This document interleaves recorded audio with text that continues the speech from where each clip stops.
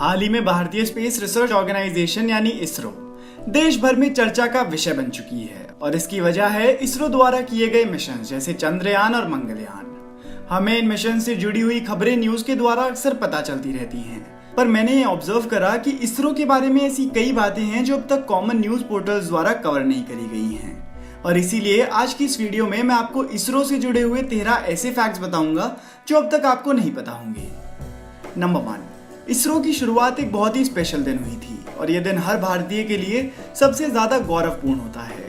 15 अगस्त 1969 को independence day के मौके पर विक्रम साराभाई ने इंडियन स्पेस रिसर्च ऑर्गेनाइजेशन की शुरुआत करी, यानी कि इसरो अपना बर्थडे इंडिया के साथ शेयर करता है।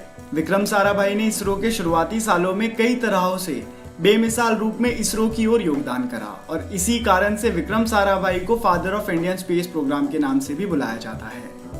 नंबर 2, अपने प्रोजेक्ट्स पर रिसोर्सेज खर्च करने की बात आती है तो इसरो ने पिछले 40 सालों में जितने पैसे खर्च करे हैं उससे ज्यादा तो नासा का एक साल का बजट होता है।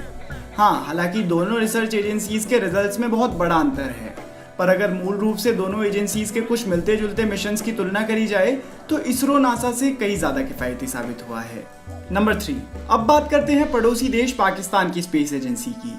पाकिस्तान की स्पेस एजेंसी का नाम है सुपारको, जिसकी शुरुआत इसरो से करीब 8 साल पहले ही हो चुकी थी। पर अगर आज की तारीख में दोनों के प्रोग्रेस की तुलना करी जाए तो पाकिस्तानी स्पेस ऑर्गेनाइजेशन पहले से कुछ ज्यादा आगे नहीं बढ़ पाई है।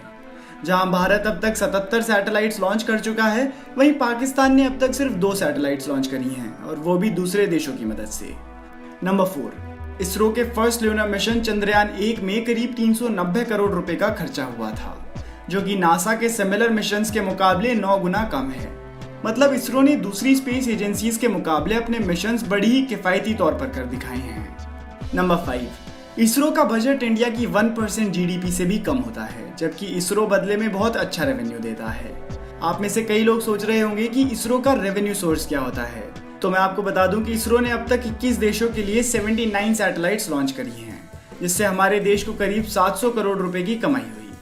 नंबर 6, इंडिया पहला देश बना जो मार्स पे जाने के मिशन की पहली कोशिश में ही सफल हो सका, जबकि नासा और यूरोपियन यूनियन भी पहली कोशिश में ऐसा नहीं कर सके थे। नंबर 7, ऐसा माना जाता है कि जब कई साल पहले भारतीय वैज्ञानिकों ने अमेरिका से मार्स मिशन के लिए मेथोडोलॉजीज के रूप में मदद मांगी थी, तब अमेरिका ने मदद करने से इनकार कर दिया था। इसके बाद भी इंडियन साइंटिस्ट ने हार नहीं मानी और खुद की मेथोडोलॉजीज बनाई और इस ऐतिहासिक मिशन को सबसे कम कीमत में करके दिखाया। नंबर 8, भारतीय स्पेस रिसर्च के इतिहास की बात करी जाए तो 1962 में इनकोस्पार यानी Indian national committee for space research की स्थापना करी गई थी और इसी ऑर्गेनाइजेशन को जब आगे चलकर और बड़ा करा गया तो इसरो की शुरुआत हुई। Doctor APJ Abdul Kalam INCOSPAR के मेंबर हुआ करते थे और इसी वक्त इंडिया ने अपना पहला रॉकेट भी लॉन्च करा था, जिसका नाम था नाइकी अपाचे। इस रॉकेट को केरला के एक गांव थुम्बा से लॉन्च करा गया था। इस लॉन्च के लिए थुम्बा को इसलिए चुना गया था क्योंकि इस जगह से पृथ्वी का जियोमैग्नेटिक इक्वेटर गुजरता है और इससे रिसर्च में काफी मदद होने वाली थी। नंबर 9, राष्ट्रपति रह चुके डॉक्टर एपीजे अब्दुल कलाम ने भी भारतीय स्पेस फील्ड में बहुत बड़ा योगदान दिया है।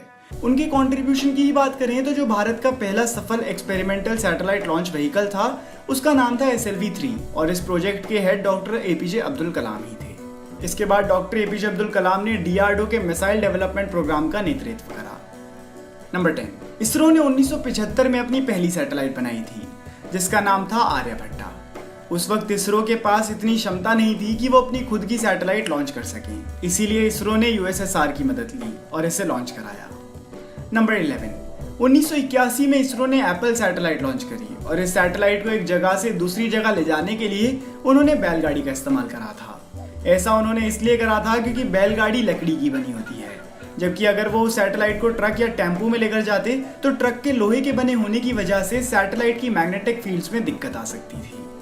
नंबर 12, इसरो के एम्प्लॉयज के द्वारा ये बताया गया कि इसरो में जिस तरह से सभी लेवल्स के एम्प्लॉयज के बीच रिस्पेक्ट और इक्वालिटी है, ऐसा विश्व में और कहीं नहीं है। इसरो के हेडक्वार्टर्स में सबके लिए एक ही कैंटीन है, फिर चाहे वो टेक्नीशियन हो, साइंटिस्ट हो या फिर इसरो के डायरेक्टर ही क्यों ना हो। इससे खाना खाते वक्त सभी लोग आपस में बैठकर साइंस से जुड़ी हुई बातें और थॉट्स एक दूसरे के साथ शेयर कर सकते हैं, जिससे वर्क एनवायरनमेंट बहुत अच्छा बन जाता है। नंबर 13, हर लॉन्च के दौरान रेन सेफ्टी ऑफिसर को ऑटो डिस्ट्रक्ट बटन के पास बिठाया जाता है। एक बार अगर व्हीकल लॉन्च हो चुका है तो फिर उस पर कोई ग्राउंड कंट्रोल नहीं होता। ऐसे में अगर ऑफिसर को लगता है कि रॉकेट की रेंज या फिर डायरेक्शन में कुछ गलती होती है तो वो ऑटो डिस्ट्रक्ट बटन को दबा देते हैं, जिससे पूरा व्हीकल हवा में ही तहस नहस हो जाता है और कोई और नुकसान ना होने की चांसेस बच जाती हैं। तो दोस्तों ये थे इसरो से जुड़े हुए 13 इंटरेस्टिंग फैक्ट्स। अगर आपको ये वीडियो पसंद आई हो तो आप इस वीडियो को लाइक करके हमारा मनोबल बढ़ा सकते हैं। अगर आप चाहते हैं कि हम इसरो के चीफ K-Sivan की लाइफ स्टोरी पर एक वीडियो बनाएं तो आप हमें कमेंट करके जरूर बताएं। और अगर आप ऐसी वीडियो पहली बार देख रहे हैं और ऐसी और वीडियोस देखना चाहते हैं तो दोस्तों इस चैनल को सब्सक्राइब कर लीजिए, क्योंकि मैं आपके लिए ऐसी वीडियोस लाता रहूँगा।